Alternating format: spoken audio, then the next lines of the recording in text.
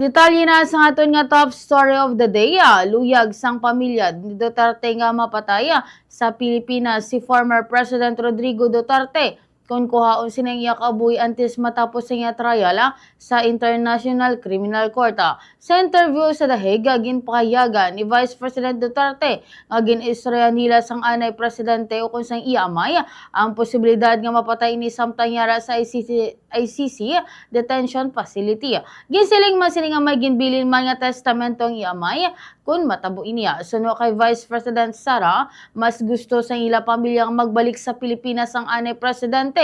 Agud rin nalang sulito nang iya nabilin nga mainadlaw bangod man siya katigulangon kag chronic skin disease.